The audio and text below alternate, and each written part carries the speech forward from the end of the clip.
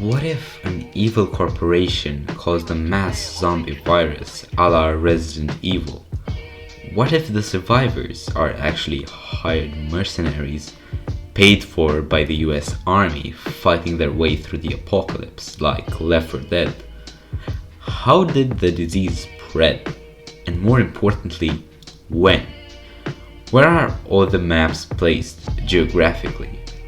All this and more on tonight's Those Who Remain theory crafting video. Good evening, my name is Aiden Jax, and before anything else, I'd like to thank the Peak Discord server, especially the Lore Speculation channel, for massive help in putting all these theories together in a cohesive narrative. Part 1. Piecing together the maps. Since the playable characters, us the survivors, always spawn on these maps and they aren't dropped in via helicopter in a cutscene, we can assume that they traverse the maps in a chronological order. Therefore, some maps are earlier in the timeline, as follows.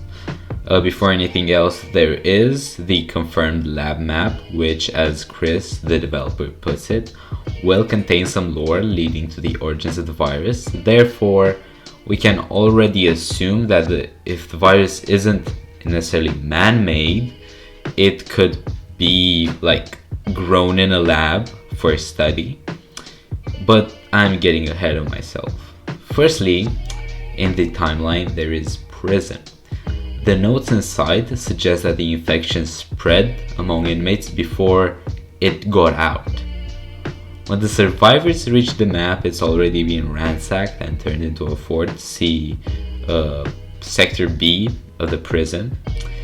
But this map, which is actually based on the Iowa Penitentiary, so it's based in Iowa, might be at the start of everything. The massive evil corporation Aleph could have been testing drugs on death row inmates, a common malpractice for big corporations to pay big money to wardens. In the warden's letter, it is obvious he knew something more than he was letting on. Secondly, we have Ranch, and here's why. Bypass is a checkpoint separating the infected from the non-infected, and there is a very conspicuous truck with a logo on it, Andy's Shipping Company. This is the only truck, the only vehicle besides the police vehicles that have a mark on them, and it seems pretty important, but we'll come back to that later. For now, Ranch is the perfect spot for a virus to start. There are crates marked with a logo which are set for transport. But why would we go to a ranch? Well, besides these suspicious crates, there is a framed picture of two characters which can also be seen in the supply chopper that sometimes comes during the waves. Therefore, since they send us supplies, we can assume that they either hire us or work with us. And we have been sent to retrieve something important for them from the farm they grew up on. Ranch is based in eastern Texas. Next, Bypass. The truck I mentioned earlier makes its first appearance here. Bypass has been confirmed to be a passageway between the US and Canada. The tunnel from the end of Bypass leads straight into Mill, Canada. The bridge leading to the city in the distance is occupied by military personnel seen on these images here, and therefore the city is most probably a quarantine zone to separate the infected from the non-infected. Besides that, the truck I mentioned earlier makes its first presence. Andy's Shipping Company stops dead in its tracks. Since it appears in cargo as well, it could be very well hypothesized that the truck could be carrying some sort of pathogen in whatever it's delivering, food and bottled water. Next, expressway and cargo lead into one another. Comparing the skyline from the two, we can identify the same city, namely Indianapolis, close to Iowa and the US-Canada border. Expressway seems early in the outbreak, as Homeland Security came with their characteristic green Humvees and set up another checkpoint. But hell broke loose on the other side of the freeway, and zombies came running towards the checkpoint, overwhelming it. The highway is packed with cars, a sign that nobody had time to leave or run. There is, however, a landed helicopter, as well as two black SUVs, which have the Aleph name on them, are very nefarious corporate friends. Moving on, the cargo is the port of the city in Expressway, which features another truck, the last one from our current roster of maps, from Andy's Shipping Company, probably here to move the shipment onto one of the cargo ships, evident by the logo, which is actually a boat. Fortunately, the survivors managed to stop it in time, possibly ending the international spread of the virus. District is a small town which had its water supply poisoned, probably by zombies stuck in the sewage system, leaving trails of their blood in the water pumps. District seems to have been later repurposed as a survivors' settlement, which is now overrun by zombies. There is a graffiti spelling out "Don't drink the water," which circles back to my previous statement that this town had its water supply poisoned. Poisoned probably by a bacterium or a pathogen that caused very many infections in the first few days. Lastly, we have mill and cabin. I'm not sure where to put these maps. It could be here, like just right after bypass, as seeing as it is directly connected to it, and that could be where our survivors are headed. But at the same time, mill could be placed at the end of the timeline, seeing as it features a picture of the two characters from earlier hockeying. This could very well mean that this map is the last stand when the virus spreads to other countries as well, mainly Canada.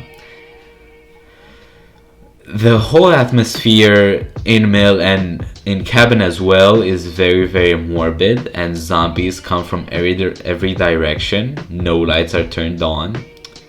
Personally, I'd put mill at the end of the timeline, just right before cabin, because cabin is a very ominous map that really spells out this is the ending, what with its claustrophobic size and lack of lights. On a side note, I did not include Manor in this timeline, as it takes place in France and it's probably just a Halloween themed map and nothing more. If I were to include Manor in this map, it's probably farther down in the outbreak, because the virus spread to Europe, but I do not think that Manor should be included in this timeline.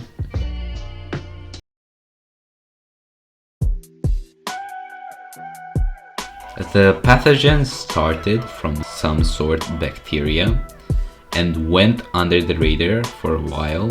When it finally became apparent that a zombie outbreak was at hand, it was already too late. The army scrambled to pacify civilians and move them into quarantine zones, but seeing as the second most common enemy in the game is the military infected, they failed miserably. There are, however, a few military left, evident by the fact that sometimes in escort missions the person we escort is wearing a military uniform. But besides that, we don't have much to go on. The virus spreads like any flu. It sits on any surface, and when in contact with humans, makes its way to the human cortex, slowly tearing it apart. Through a medical board found on bypass, we can distinguish the following symptoms: aggressive behavior, memory loss, migraines, and I quote, desire to be near people, end quote, swelling in lymph nodes, and whites of eyes tinted red. It is very possible that before becoming a walking zombie, the patients experience these symptoms while they can still talk, as in before the lymph nodes in their throat swell, rendering them able to only growl. There are different strains of the virus which take effect in every person differently, probably because of their different previous symptoms. For example, bloaters are infected with spores growing on their bodies that can throw acid spore bombs, likely caused by a business in the host beforehand. Bolters are infected that can spring into action, mostly on all fours with prior symptoms of scoliosis, and bursters, infected that have their upper body swollen, exploding when damaged into a fume of toxic gas. The zombies are out to kill the survivors, not to transform them, which probably means that the phase of converting has already been worn out. Furthermore, specially infected have their abilities derived from the host's original diseases like diabetes, scoliosis, high blood pressure, or stress. First, let's talk about the three power players here: the army, Aleth, and the survivors. The army is very prominent throughout the game, but their personnel appear to be extinct. Their Humvees are absolutely everywhere, and the 50 cals the survivors get are probably stolen from their armories, but there are no signs of actual people besides the ones already fallen prey to the virus. We can safely assume that the soldiers left alive have retreated into bunkers or military facilities in the wake of the outbreak, or they have been eradicated completely, which would explain why the helicopter bros have access to machine guns and ammunition. Now let's talk about the survivors. The survivors make their way from one map to another via the cars or buses or pickup trucks they repair, and via the supply helicopter. The helicopter, property actually of the US Army, has found itself at the hands of the brother and the sister from the ranch map, and also Mel and Cabin. They seem to be friends of the survivors, regularly dropping them ammo, weapons, and medical equipment. One thing is weird, however: they never talk directly to the survivors, not as much as even looking at them, which leads me to believe that they might be contractors, and we are not the only ones they're helping. Either way, they do help us travel onto two maps, mainly Ranch and Mill, which seem to have some connection with their past. They either used to live here or they went on holiday here, but nonetheless, these locations seem very important to them. Next, and lastly before I present the two theories I have, is Aleth. Aleth is a very interesting beast. They appear to be a research corporation of some sort and have appeared in previous games made by the developers with the motto "living life, living longer." One could only imagine at what lengths these mad scientists could go to unlock the secret to living longer. While they are very mysterious for now, two SUVs bearing their mark can be found on Expressway near a downed chopper. Could an Aleth VIP be traversing the freeway onto Indianapolis when zombies block their way? Did they call in a helicopter knowing the zombies were loose? It is certain they did not escape, and the riot gear wearing infected might be their bodyguards. On a further note, Andy's shipping company appears to be a subsidiary or in other ways related to Aleth, a company tasked with remaining under the radar while the virus and drug is being delivered abroad. Even the name, so vague and simple, leads me to believe that this is nothing more than a front or a cover-up for something much bigger. The virus, confirmed by Chris, originated from a laboratory, and it would not be a stretch to assume that it was Alice. Now, in the following few minutes, I want to present two theories which hold decent ground in the overarching plot. One I like to call the food theory, and the other the prison theory. On the one hand, the ranch could have been used as a starter for the virus. They create a very weak strain of the drug, implant it in meat and other farm products, then release it and see how the public reacts to it. The perfect case study. While there are no clear signs of Aleph, the corporation, on the map, it is entirely possible that Andy's shipping company had struck a deal with the ranch owners to transport their goods, evident by the crates waiting to be loaded in one of the buildings. Now, seeing as the virus could have been transmitted very easily, it is no stretch, especially since the graffiti in district clearly spells out "do not drink the water," that the virus was in everybody's meals, which caused the massive surge of zombies in the first few days, and that would explain why the outbreak caught the army off guard.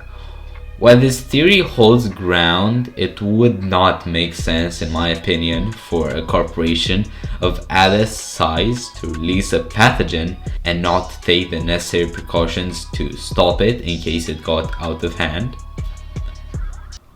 On the other hand, what if Aleph decided to test their drug in a safe, secluded environment? Their motto, living life, living longer, would suggest that their main research is centered around finding ways to create extensions of life for the powerful and for the rich. They're looking to create an immortality drug for the rich, and in their lust for power, they make one fatal mistake. Creating an immortality drug, sure, a pathogen that drives people insane.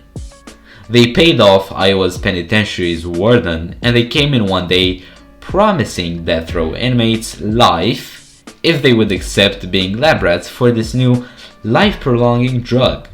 When tests proved successful, Aleph kept drugging inmates, until it was discovered that in fact the drug was actually a virus, and inmates started turning into zombies, attacking the guards. The prison tried to hold everything together, but they failed miserably, and zombies spread across the state. They hit Indianapolis, they hit Canada, and in the months that followed, infected the whole United States, bringing us to the time and place we are now. Those who remain struggle for resources and for survival. This theory holds much more ground in my opinion, and it would not surprise me if it turns out to be true. On a conclusive note, tell me what you think about the lore of Those Who Remain down in the comments below. I hope you enjoyed this lore video, and don't forget to leave a like if you did. Leave a dislike if you don't think anything I've said so far could remotely be true. Thank you for joining me this evening, and have a pleasant night. Aiden Jax, out.